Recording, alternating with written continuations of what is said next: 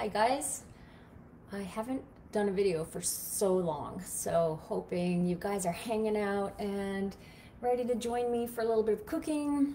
I am making my creamy artichoke spinach dip today. And like I said, I haven't been here to do a video for a long time. First, because you know, the holidays, and second, because I've been doing this Kundalini yoga teacher training, which is fascinating and I'm loving it, but it's taking up like a lot of time. And I'm also editing my new cookbook, so lots of things happening, and I'm just kind of, you know, going with the flow of everything. But today I really wanted to bring you this video of my creamy artichoke spinach dip, showing it being made, because this is like a favorite to make, well, any time of year, but especially you know, during the holidays, and like to have something moorish and dippy. It's such a winner. It's such a good dip to make. Hi Karen from Oxford, Mississippi. Chime in guys, what are you doing today? I'll have to tell you, I am spacey today. Like, I wanted to do this video and then I thought, should I even do this video? Because I just feel like, wow. I'm just gonna say it right now. If I'm talking gibberish today, that's why. I feel super spacey. I woke a whole bunch of times last night. The cat was meowing all night. I woke in the middle of the night. I woke early, so I'm just all over. Right? So anyways, tell me what you're doing today. Are you making food? We're gonna do something really simple tonight. We're gonna do some sushi for the kids. Well, I'm not making it. I hate sushi, guys. So I'm that vegan that cannot stand sushi. This taste of seaweed makes, or the smell of it even, makes me gag. Cannot stand it. But 3 of our kids, they all love it. And so we often do pizza for New Year's Eve, and I said, well, no, let's do something different. They really want sushi. So we're gonna pick up sushi for them. And then like they like the avocado rolls and cucumber rolls. And I said, I'll make the dip. And I made a whole bunch of steamed potatoes the other night. So I'm gonna do potato squashers with those. And do you guys know what potato squashers are? I actually have a recipe for the new book on those as well, because I make them so often. And I'll probably do like some green beans or something like that, and just kind of have the dip for, you know, with the potatoes and breads and all that good stuff. Quinoa crackers. Barbara, if you have that recipe link, if you want to share it, that sounds really good. Go ahead and share that. In Ontario, Jenny, what does that mean? I'm sorry, I don't know what you mean by that, but I'd like to know. Maybe that's how I'm feeling. Maybe it's like the after effects of all the last week. So let's get to the recipe. I have 1 batch in the oven now so that I can show you the finished dish. And my timer's gonna go off, yeah, any second now, and I'm gonna pull that out. And then I'm gonna get started showing you how to make it. And it's one of the easiest things in the world to make. Okay, I have to pull that out of the oven. Hang tight.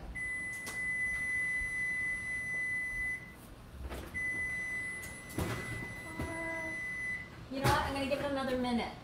Another minute. 2 minutes. 3 minutes. Okay. So to start with, we need raw cashews, and we don't soak them for this recipe.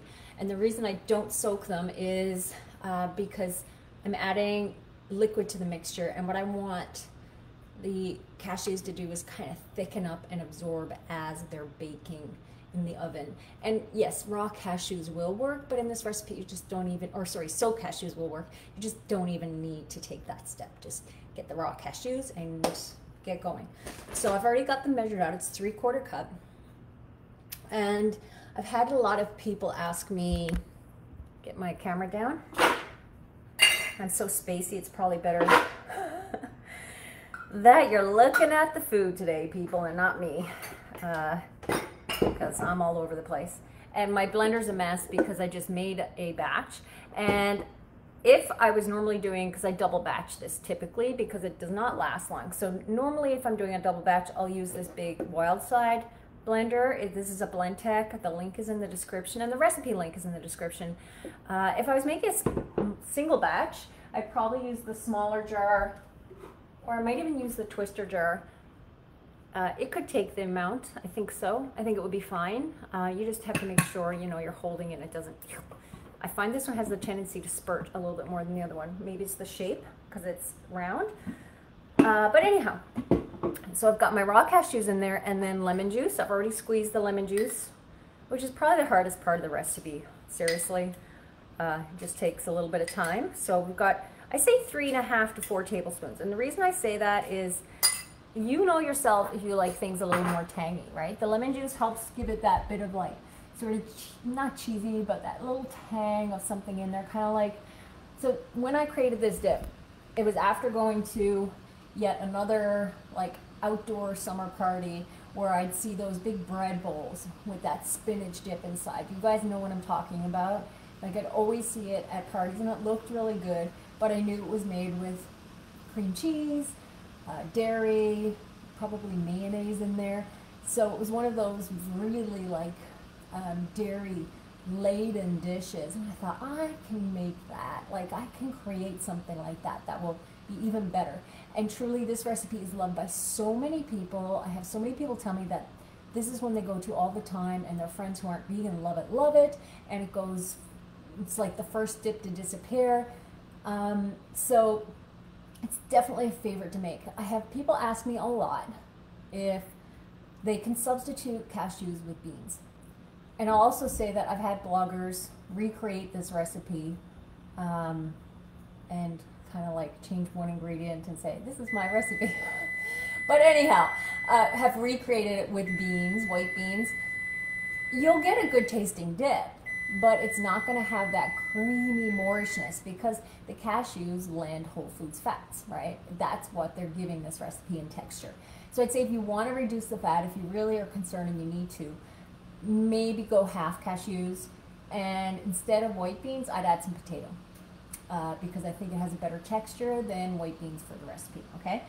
I haven't made it nut-free. If I wanted to make it nut-free, I would probably, I'm just checking up. Oh, okay, got it. Jenny's saying too much sugar the last week, right? It's made everyone crabby and groggy. Agree, and yet I'm still eating chocolate. Oh my gosh. And just catching over comments. Sorry, I've got to get that oven now because it's shouting at me. It will not stop shouting, so hang on. I also have chickpeas in there. And the dog's probably going to come out and shout and bark. Okay, so I've got that going.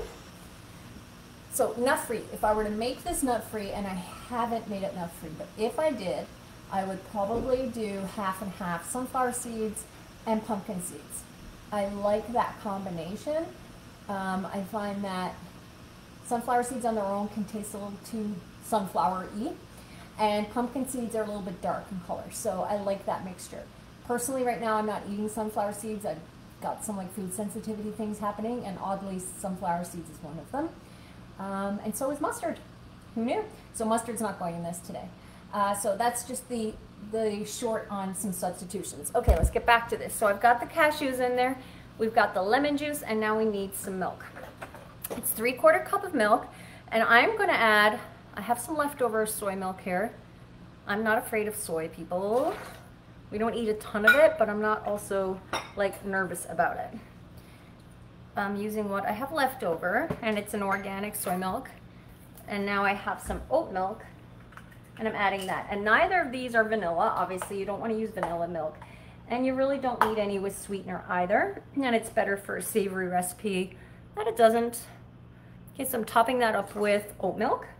So really any milk you want to use here would be fine. Cashew milk, oat milk, soy, the only one I wouldn't use probably is hemp milk. It has a bit of a strong flavor.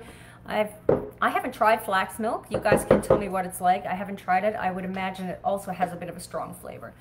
I don't know if you guys can see what I'm doing. Okay. And now I'm just gonna cut some garlic cloves. I don't even have my chopping board out today. That's how woo I am today. Spacey. So I'm just getting in the kitchen and doing this without really being super organized. I did clean my kitchen a tiny bit though. My house has been a honkin' mess through the holidays. How about anyone else? In fact, they've been like it since March because everyone's been home and the house is always a mess. But I took down the Christmas tree yesterday. I took down some of the other decorations earlier because I had them up so early, right? And then it was just too much visual overload.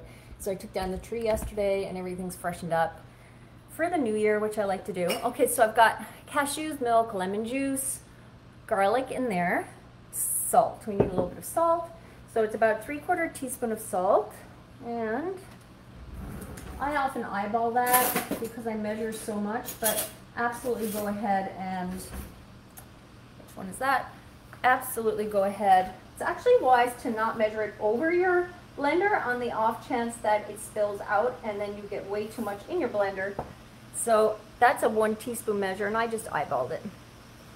You know, you can always taste it after and add a little extra if you want. You just don't want too much, and that's why it's better to take the salt away from the top of the blender, measure it so that you don't have extra going in.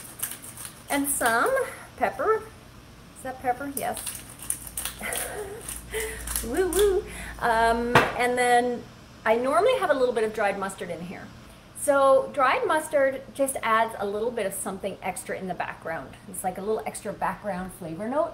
But as I said, I did some food sensitivities because I was having like a lot of inflammation, I felt like, in my joints. And long story short, I did some food sensitivities and I had some things come up that she said are pretty common allergens that people don't realize, like green peas. So crazy. I love green peas, but it's one of the things for me. And red kidney beans and mustard seeds and sunflower seeds and a few other things, right? Nothing major, like I can totally work around that. But I'm not adding mustard to my dip today or to any dressings or anything like that. So here's what we do. We blend this first. This has to become really smooth before you add the artichokes and spinach. And Stacy is chiming in that this is her family's favorite dip. Thank you. I love to hear that. And you're very welcome, Stacy. I'm glad you love it. I'm really glad. What are you guys making? Are you making dips today? It feels like this is the day to make, you know, nibblers and just kind of like snacky stuff. Okay, blending this, it's going to be loud. Let's rotate so you can see. All right, it's going to be kind of loud.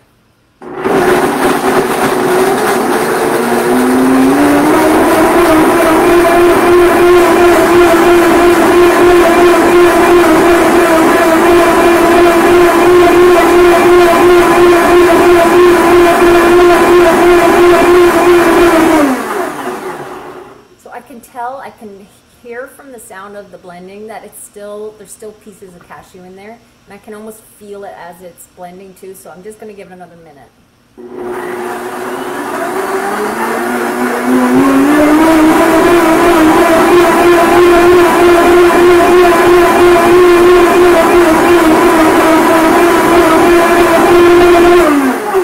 Okay, now we're there. I love my Blend Tech, guys, and like, I'm an affiliate with them, but I've never made, I think I used to make money off them 10 years ago.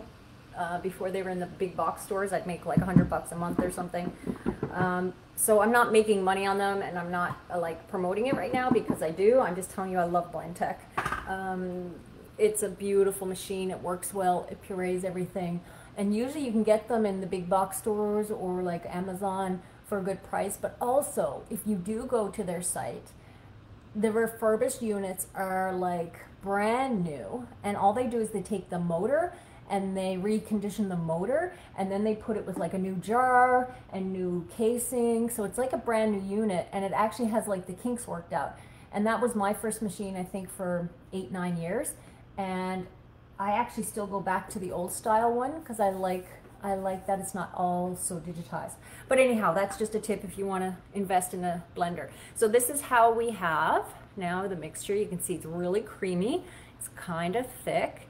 And now we're going to add, I'm just going to make sure I have all the ingredients in there. Now we're going to add the spinach and artichokes. Okay, give me 1 second, bear with me.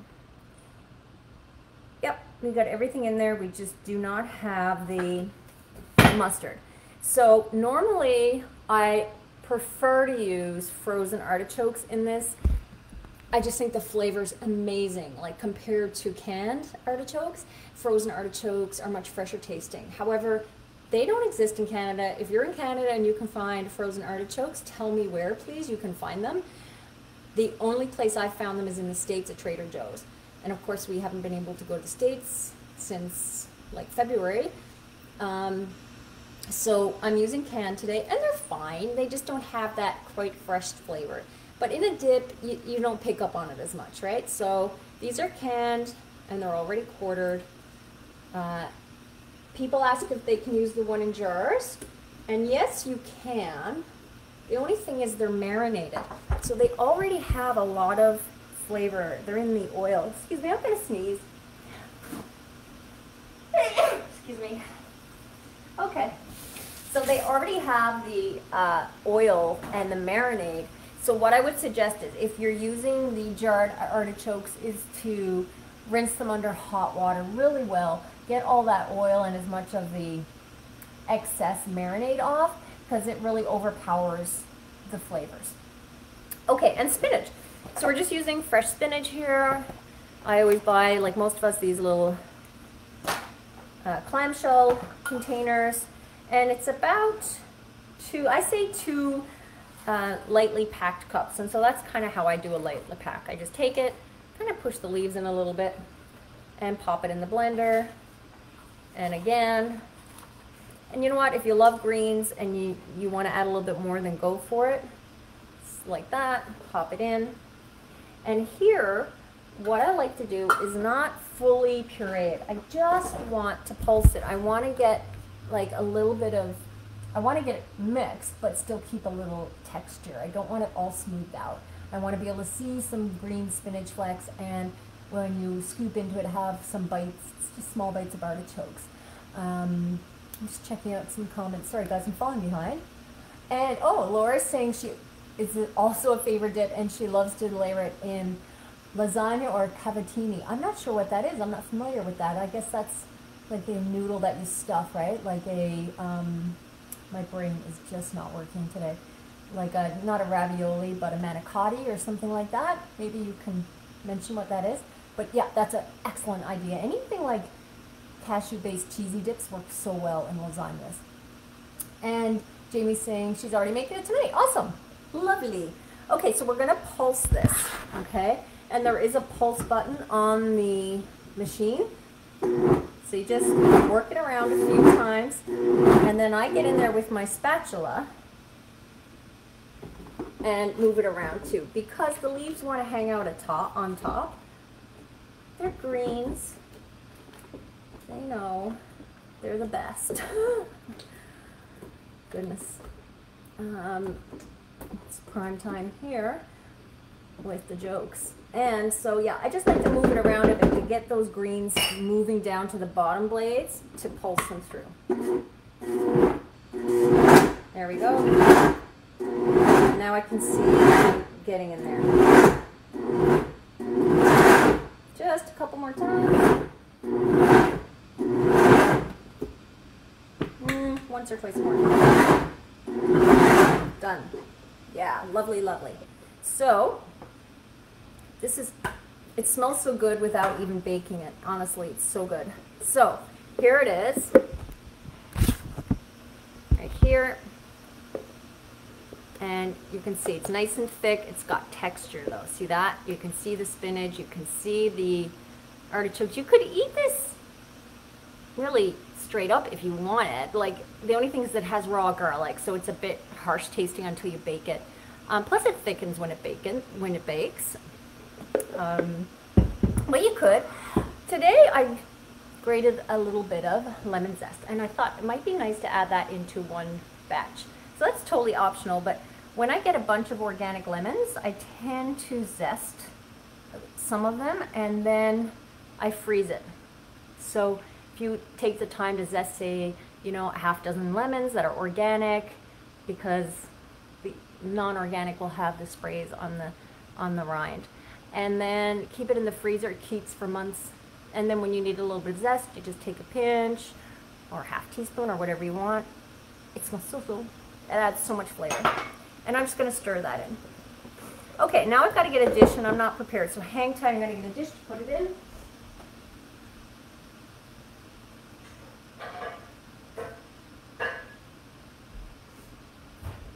And then it bakes for about, I think it's like 25 minutes at 400 or 375. It's in the recipe.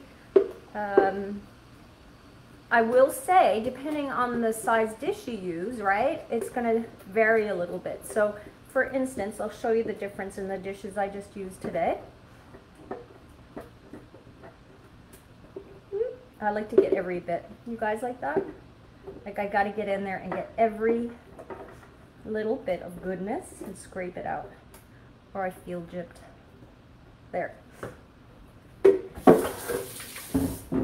And then, and that's it. Let's lower that so you can see. So this dish, because it's a little bit larger than the first one, it's more shallow, right? It's more shallow. So it's gonna take a little less time to bake through because there's more surface area, okay? So my recipe is calling for, hang on, how much time? One of you could probably tell me before I can find out. Okay, it's about 17 to 20 minutes at 425. Okay, so I'm thinking this one might be done in maybe 15 to 17 minutes, okay? So just check it. And then the one I did this morning, that I just took out of the oven, it's cool enough for me to handle. See how much, like, that's a smaller dish, so it's a little bit deeper and it's going to take a little more time. So that one took about 20 minutes. And doesn't that look good? It smells so freaking good, guys. Oh my gosh, I wish you could smell it, but some of you already know. And oh, Laura's mentioning she uses spiral pasta, penne, and macaroni, and layer like a lasagna. So that's a type of a dish. Cool. Cool. Spiral pasta, penne, and macaroni, and layer like a lasagna. I'm going to look that up. That sounds really cool. So guys, that's the dish. I hope you give it a try. We're going to be having it tonight, and like I said, I'm going to do some potato squashers, which basically after potatoes are baked or steamed, you squish them down, and then you add some seasonings, and they're so great. They're like, they get crispy. You bake them up again, and they get really crispy. And I like to add truffle salt to them, which I've talked about before. It's so amazing. But we'll do that with the dip and some breads and toast them up. And we've got 2 dishes, so that should be enough for this family. We will see. I'm hoping to have leftovers, but we'll see. It smells amazing. I haven't made this for about, I think, 10 months. It's been a while. I think I made it last winter. So enjoy. I hope you make it. I hope you love it. And I'll be back in 2021. So thank you again for being with me. I sent out an email to my newsletter list before Christmas to just thank you all. Many of you have been with me since my first book almost 20 years ago. And I love having your readership and your connection and your feedback. So thank you for being with me.